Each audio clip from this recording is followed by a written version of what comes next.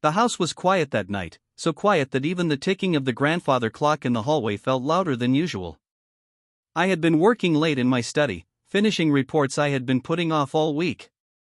My wife, Clara, had gone upstairs hours ago, telling me she was too tired to stay awake.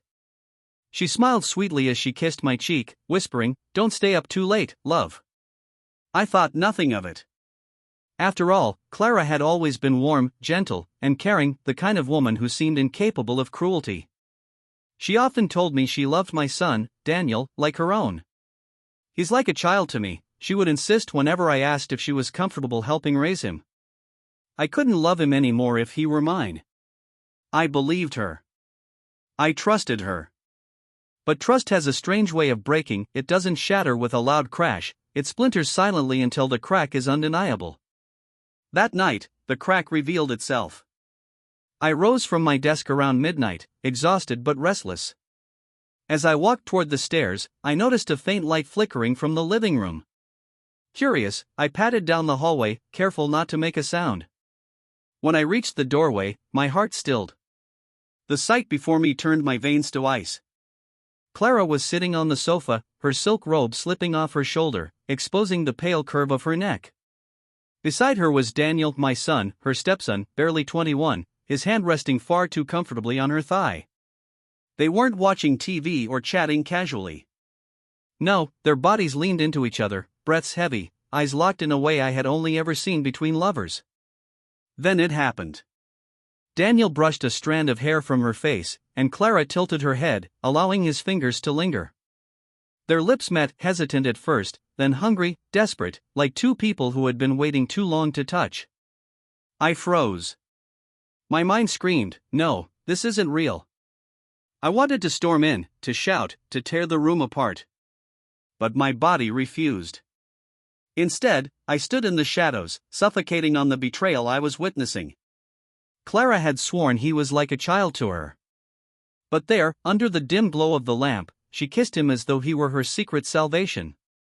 I felt my stomach twist, my chest tighten, as if the air had been stolen from me.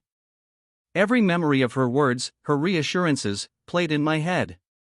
"He's like a child to me." Lies, every single one. Daniel pulled her closer, whispering something I couldn't hear. She laughed softly, a sound I had once thought belonged only to me. Her fingers traced the line of his jaw, tender and intimate. The same hands that once cupped my face now cradled my son's. I stumbled back, careful not to make a sound. Rage burned through me, but beneath it was something worse, shame. Had I been blind? Had I ignored the signs? I remembered the way Clara always defended Daniel, how she excused his mistakes, how her eyes lingered on him just a moment too long. I had brushed it off, telling myself she was just being a caring stepmother. But now I knew the truth. I returned to my study, shutting the door softly.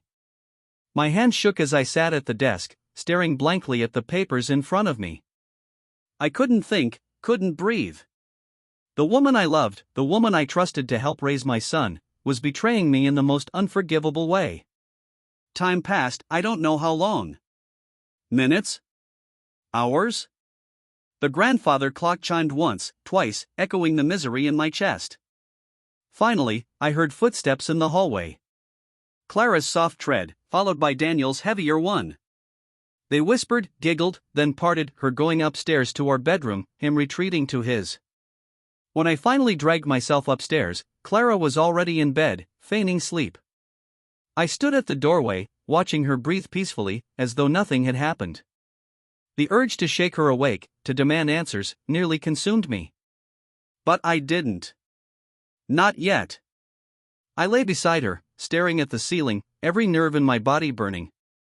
I could feel the warmth of her body next to mine, but all I wanted was distance. Betrayal has a scent, I realized. It smells like perfume mixed with guilt. The next morning, Clara acted as if nothing had happened. She kissed me sweetly, served breakfast, and chatted about mundane things. Daniel avoided my eyes, his face flushed whenever I looked at him. They thought I didn't know. But I knew everything. I watched them more closely in the days that followed. The stolen glances, the subtle touches, the lingering goodnights. They grew bolder, more careless. Each moment cut me deeper, but it also steeled me. I realized I couldn't confront them in anger, it would only give them the power to twist the truth. No, I needed to be cold, calculated. I needed them to see themselves through my eyes.